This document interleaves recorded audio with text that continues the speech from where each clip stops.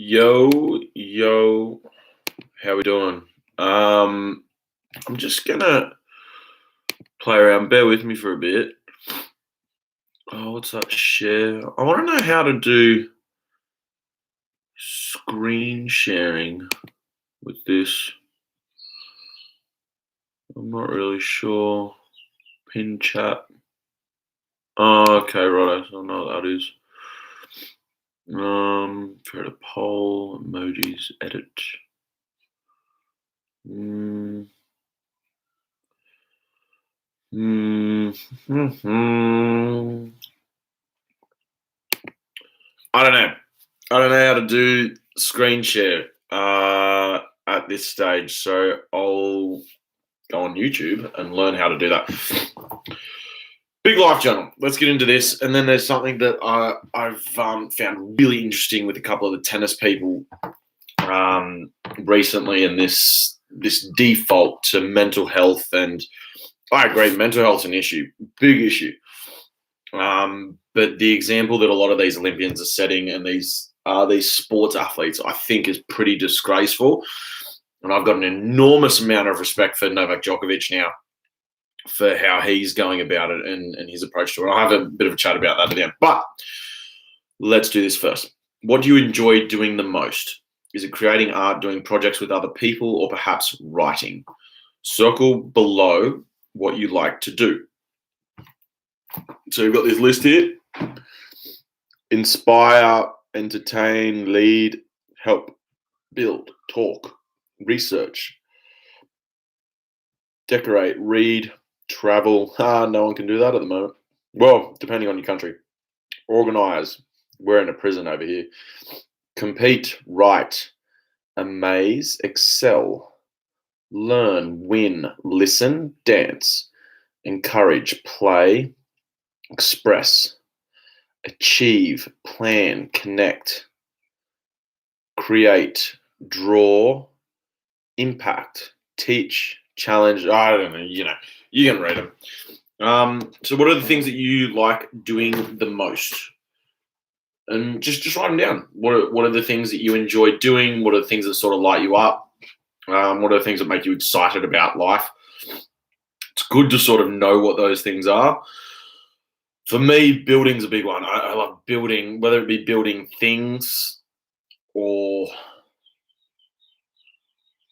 people, courses, programs. I enjoy that creation exercise. It's fun.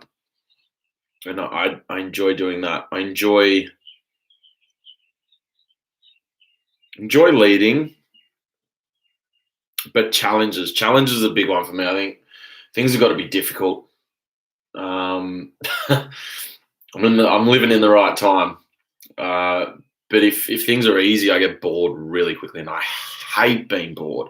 So if you make things difficult and challenging so that you overcome them, that's where you actually get better, and I really enjoy that because I like finding that there's new levels and there's new ways to do things, there's new things that you can achieve and accomplish, and I enjoy that process. Performing, I think I used to really like it. I don't really care anymore. It's cool to get in front of people and do that if it's a challenge, but I think you get to a point where it's maybe not. I think the challenge becomes more, can I actually get them to understand the concepts that I'm talking about?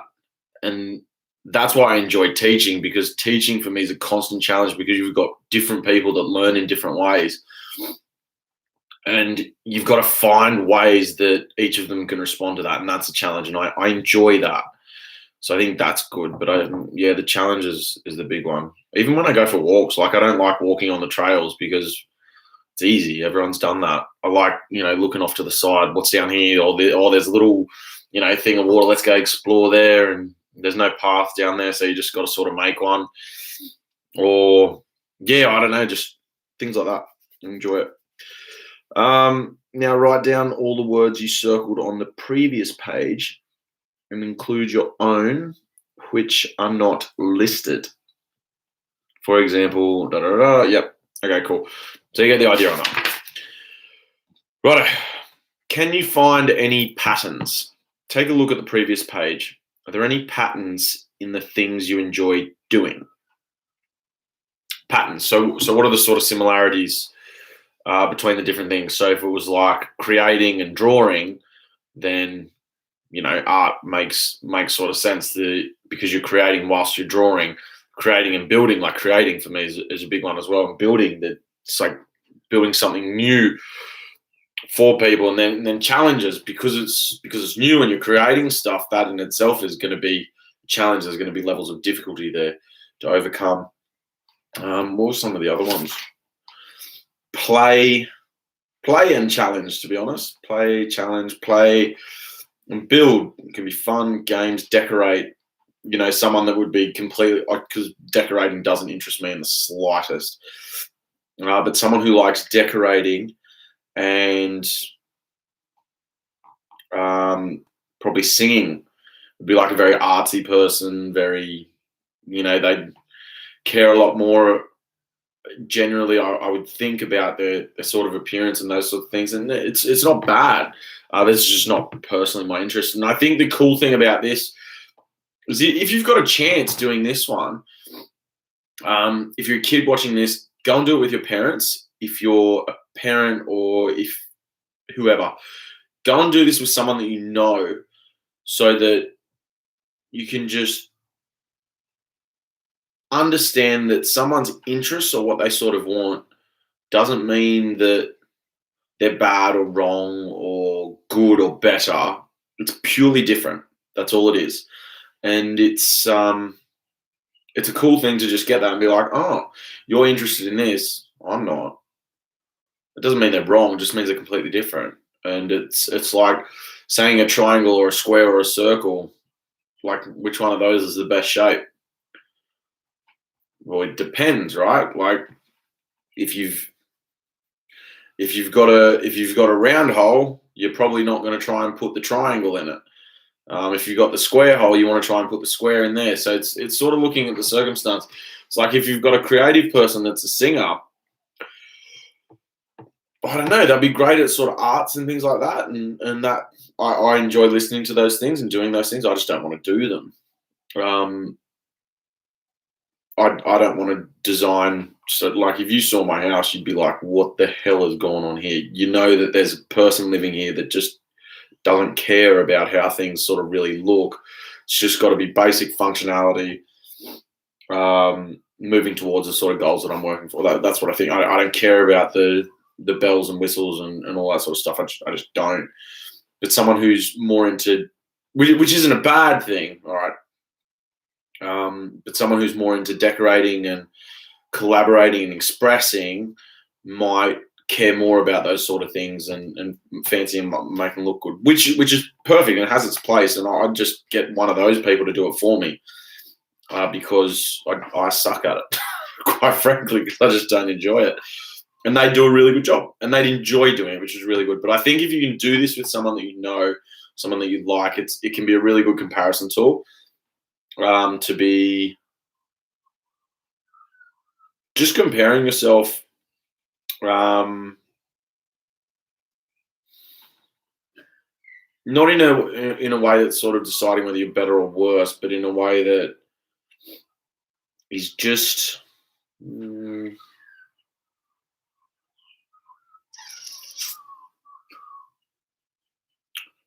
a way that just observing differences. I think it's more about curiosity. I think that's a good one. All right. Are there any patterns in things you enjoy doing? For example, you might like doing things which involve other people, entertain, inspire, give. Or maybe you prefer doing things by yourself, sing, read, learn. Or perhaps you enjoy doing something with your hands, such as building and creating. If you're unsure about patterns, ask someone else to take a look at your list and help you find yours. Check the boxes below for the patterns you see. I like doing things with other people. Collaborate, teach. Yeah. I prefer doing things by myself. Research, read. I love doing things by myself as well. Probably more so. I like creating things with my hands, definitely. I like challenging activities and reaching high standards, excel, achieve, 100%. I enjoy learning about the world, travel, explore. I enjoy all of those, so I ticked every box. I'm just a curious human. Okay, I'll leave this one for next. So it's talking about world issues. I'll give you a preview. Boom, that one. All right, so a lot of things going on there. Have a chat about that. I'm sure I'll have a rant there. But what I want to talk about is you've had two, and I'd love to do a screen share for this, but I don't really know how. I can edit, customization, live chat, message delay. I'd really love to be able to do a screen share to share these articles that I'm looking at, but let's get it up and I'll just read through it. And it's pretty much front page news at the moment. But I really liked there. No. All right. Well, let's go have a look at this one. Selfish sociopath. Why Simone Biles didn't quit amid ugly criticism. Didn't quit yet. That's what she did. She pulled out of the competition. That the definition of what she did was quitting. So this is an Olympic gymnast from the US that's favorite, and she's incredibly talented and has worked incredibly hard to develop what she has. But they are saying in this article, well, let's get through it. Simone Biles, I don't know how to pronounce her name, has been subjected to some vile abuse from her own countrymen after her bombshell decision to withdraw from her Olympic gymnastics events at the Tokyo Games. Choosing to withdraw is quitting. That's quitting. That's the definition. Biles shocked the world earlier in the week after abruptly withdrew. That doesn't make sense. After she abruptly, I believe that's what it should be, withdrew from the women's gymnastics team final after just one vault on Tuesday night. That's quitting. She's a quitter.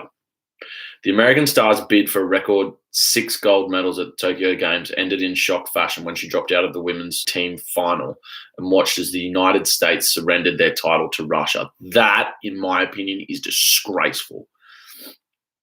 In a further development on Wednesday afternoon, the greatest gymnast of all time then also withdrew from the final all-round individual event at the Tokyo Olympics to work on her mental health.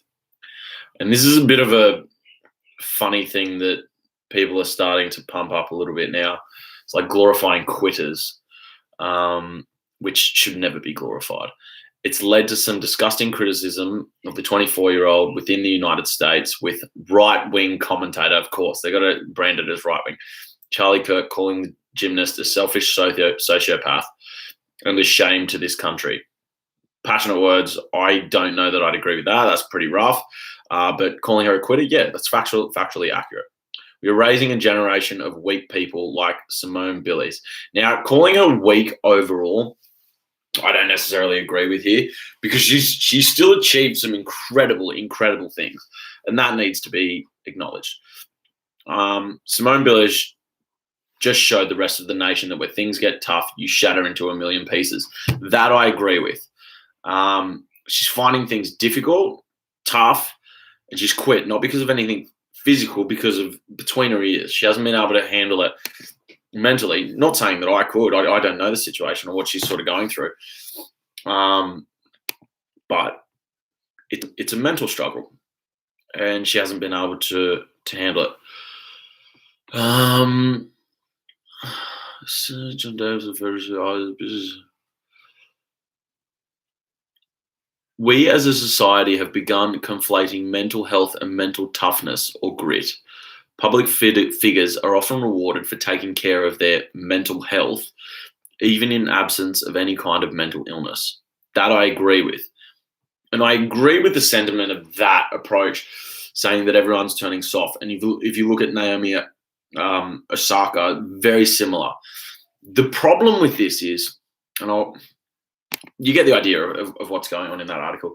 The problem with this is once you start quitting or once you start giving up, it tends to snowball and spiral pretty quickly. And it moves in a bad direction very fast. So I would use Naomi Osaka as an example. And she withdrew from a recent tournament. I don't remember if it was the French or Wimbledon, but she withdrew to work on mental health issues. Struggling with the pressure or whatever she's talking about. Like, if you're going to be an elite athlete and you're going to compete at the top, there are going to be expectations on your performance and what you're doing. To cop out, in my opinion, and say that you're not able to handle the pressure or this or that I don't think that's okay. And I think it's a horrible example for kids and people watching, because they're like, oh, these are the people that are the best in the world. They gave up. Why can't I give up? Well, you can. But what's the result that that's going to lead you to? I might be completely wrong here, but I don't think, looking at what's just happened to Naomi Osaka, and she's an incredible tennis player. She's a very, very good women's tennis player. In my opinion, she's the best tennis player at the moment, even though Ash Barty is ranked number one. I think Naomi on talent and skill is number one, personally, but mentally she's not there. And she gave up in this recent tournament to go and work on her mental health or whatever it was. And now she's given up at the Olympics as well. She's failed miserably for her rank. And I think there's a difference between saying that you've got a mental health issue, which is something that people are glorifying for whatever fucking reason. It's not a thing to be glorified. It's not a great thing. But what's really happening is that there's pressure and things are difficult for them. And rather than facing the challenge and rising, they're folding and giving up. And I think that's a really bad message. I think that's a really, really poor message to send. And so, I think Naomi Osaka, again, amazing tennis player. She's obviously been through incredible challenges and struggles. She's won four Grand Slams, I think. So she's right at the top. And she'll always be an incredible tennis player. I just think that approach and that pulling out, and same with this gymnast, like best in the world for however long, expected to win everything, but you gave up. I don't like the idea of quitting. I think it's weak. You start something, you finish it. Unless you learn. You can learn something along the way that shows you that, your current course is really not good. And that's fine. Adjusting your course is fine. For mine, and I don't know all the situations, so I might be wrong here, but it seems, and looking at the political landscape and how things are going, this idea that giving up and having it almost glorified is pretty poor in my thing. And this is what my respect for Novak Djokovic is going through the roof at the moment. And I love what he says about this. He got asked after his wins, obviously someone who's very mentally strong, right? Because the pressure on him is far more than these other people. Like the gymnast, not many people would have even known her before the Olympics. Naomi Osaka, not as many people know her as Novak Djokovic, the guy that is likely to be the greatest tennis player of all time after the end of this year. If he wins the Olympics and wins the US, no question about it. He's got a better record than anyone. He says, pressure is my privilege. And I think that's incredible, because what he's doing, he's looking, it's the same sort of situation, although he would cop a lot more than either of these other two. He's saying pressure is my privilege. And I think that is an incredible quote, because it is. Being on that stage, being number one in the world, being the best at what you are, having anyone look up to you is a privilege. Being a parent is a privilege. It's not a right. You don't have a right to be a parent. It's a privilege. Going to school is a privilege. Being able to teach a class of kids or people or whatever, they're privileges. And if you look at them as privileges rather than rights or entitlement, the whole mindset shifts. I think if you come at it from a place of entitlement, you start focusing more on yourself than on the people around you that you could be serving. If you come at it from a place of gratitude, you're always going to be humble. You have to be. It doesn't work to not be. So I loved saying pressure is my privilege. It's a rare commodity that only very few people get. Not many people ever get to experience the pressure that they get to go through. And that's amazing if you handle it, or you throw in the towel and give up. And that's the example that you're setting for people. I think that's pretty atrocious, personally. And I don't agree with that at all. I think it's a bad representation of what's being an elite sportsman, an elite athlete is. And this idea of, it got too hard, throw in the towel, no good. And I think what Djokovic has done is incredibly impressive. And that interview that he gave, it's not directly having a dig at these two tennis peoples Naomi and the gymnast who gave up and quit, which they did. It's just fact. It's talking about his mindset and his focus and being like, okay, cool. I'm actually focused on being grateful for the opportunity that I have here, rather than feeling like I'm entitled and I'm just going to think about me and how this is all affecting me and get in my head. I think Djokovic is awesome. I think he's a good bloke to look up to. He's very, very strongly into his health and well-being. He's an incredible competitor. The media doesn't like him, which is probably even more of a reason to follow him. The media loves Naomi Osaka because she fits the narrative that the media likes pushing at the moment. And I think that's the giving up and the mental weakness is not something in the long run that people want to follow, because people want to follow strength. People want to follow people that when times get tough, they rise, not they fold and give up. And I think these two women are not examples of that, because they gave up. If they lost, if they were going in and they put in their best effort and they lost, cool, sweet. You gave it your best crack. Good on you. Well done. But to pull out and throw in the towel, it reminds me of Bernard Tomic, because he is, in my mind, mentally a very, very weak person.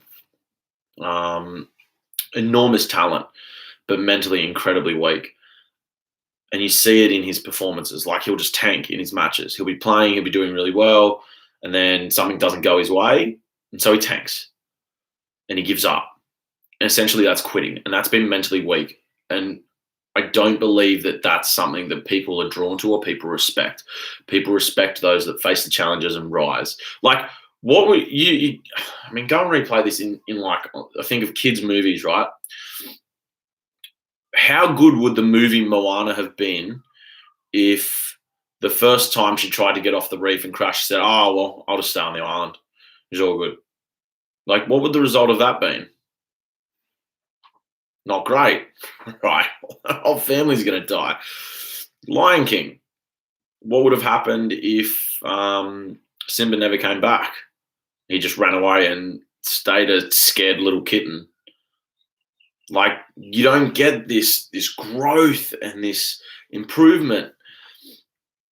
It's just like, no one would care about the Lion King if he just ran away when his dad died and never came back. Who cares? You're a sook. You haven't overcome anything. You've just run away. And you can understand, though, when he was a cub, running away makes sense. Being young, being scared, all those sorts of things, that makes sense.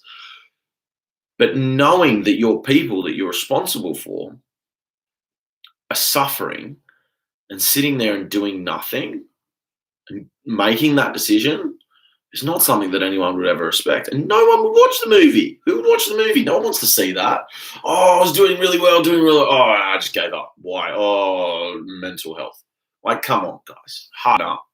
It's emotions, it's pressure. You can either take it or you don't. It's something that you can learn.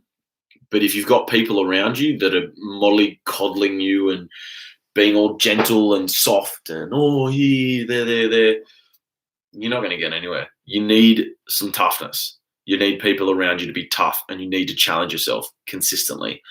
Otherwise, you turn into being soft. And this, sadly, is coming through major sport at the moment. It's on the biggest stage, and I know it's going to influence a lot of people in a not great way. So that's just my thoughts on that. Don't give up.